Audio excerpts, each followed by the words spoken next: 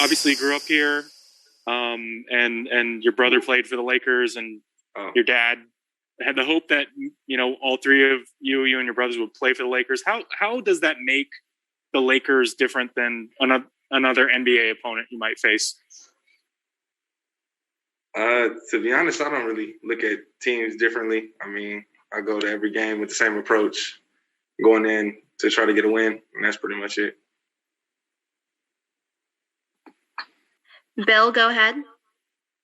Hey, Lamelo, I also cover the Lakers and remember, when you were a teenager, you being around Staples Center a lot, going on the road with your dad to Laker games. I'm wondering, how did that experience at that age help prepare you for everything you're encountering now that you're in the league yourself? At that age, I feel like it was a cool little experience.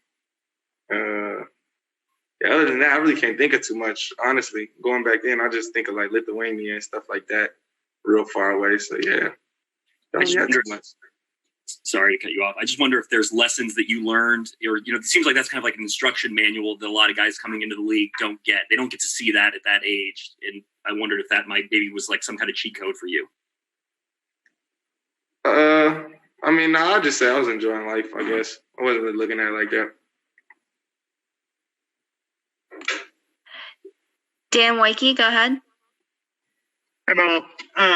Over the course of this season, obviously, you've gotten a real taste of how NBA basketball is different than professional basketball that you played before. What have the biggest adjustments been for you? What have you learned most, and where do you think you still have the most room to grow? Pretty much, I feel like I learned day by day, game by game, practice by practice. I feel like every day you can take that as a learning stool and just learn something from the day, even if it's something big or something very small. I feel like you always learn. Has this year been easier than you thought it would be? Years coming in, I don't really think it's going to be easy or this. I pretty much just coming with the mindset that I'm going to come in and work hard, pretty much work on my game and just try to be a better me every year. Sam Perley. Hey, Lamelo, it's Sam with Hornets.com. I know you guys are kind of limited with what you can do on the roads, but do you have any special plans when you get out to Los Angeles? Friends, family, able to come to the game? Do you have anything that you're hoping to do there for the couple days you guys are in the area? No, I haven't really done anything yet. Probably just tap in with my family, try to get them to the game and stuff. Thank you. Thank you. Sean Powell.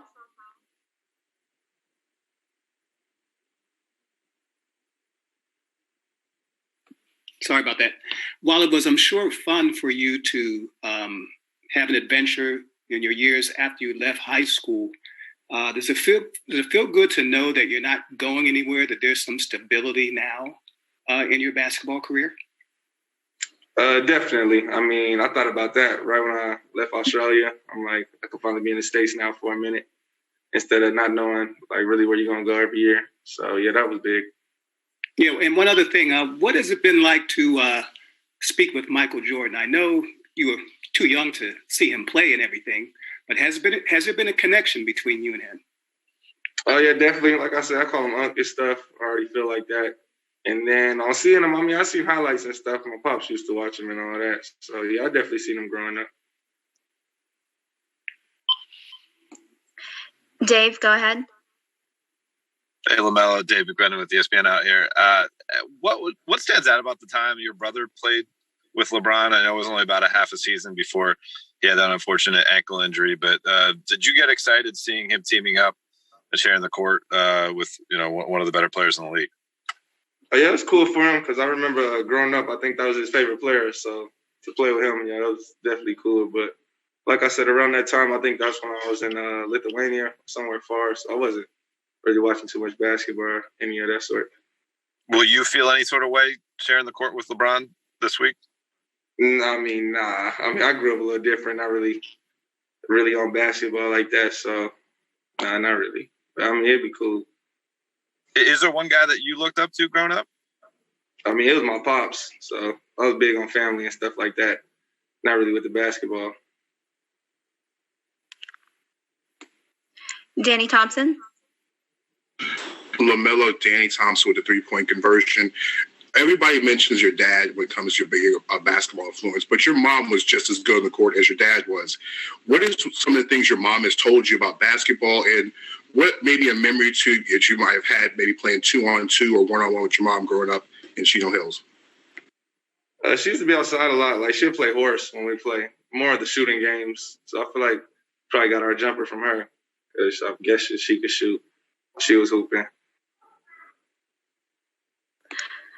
James Herbert. Hey, Lamelo, when you see your own highlights or your teammates' highlights pop up on social media, what do you think of the excitement and energy from Eric Collins, the Hornets broadcaster, who goes totally nuts whenever anything exciting happens?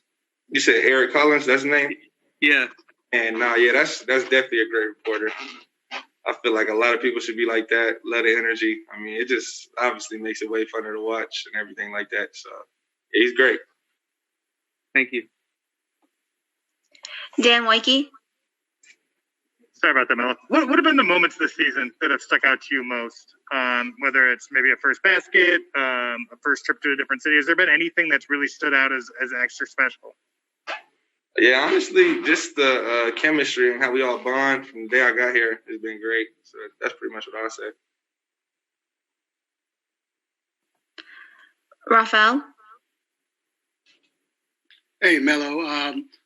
Wanted to know, you talked about having your trying to get your family to the game. With them, would this be the first time that they've been to a game? I know they've let the fans in Charlotte, so I don't know if they've been here or not. And if so, how special would it be to have your family there for an NBA game? I know your pops and all seen you in Lithuania, but as far as being an NBA game, how special would that be? For your first question, no, they haven't been to one yet. And then for the second, I mean, yeah, it'll be amazing. I mean, obviously you want your family to come see you. And then growing up, they always watch me, so it kind of be like going in the past, I guess. Last question will go to Bill. Hey, Melo, just one follow-up. This is a strange year in terms of what you can do and who you can have around you. But what kind of support system do you have with you there in Charlotte? Did you have family or a friend kind of in an inner circle that you're able to lean on kind of day to day? Yeah, my manager, JJ, and then one of my trainers, Mike Fox, will be up here. So then, yeah, them two pretty much will be real good. Other than that, everything will be smooth. Sorry, Mel, we're going to have one more from Jeff. Jeff, you can go ahead. Hey, Lamelo, I was wondering if you maybe could walk us through, why you see the court the way you do, how you see the court, and, where your court vision comes from and how you developed it. I'd probably say just growing up, having my pops having me play up. You had to see stuff at a young age. So I guess I just always seen passing lanes and certain stuff that I always seen at a young age.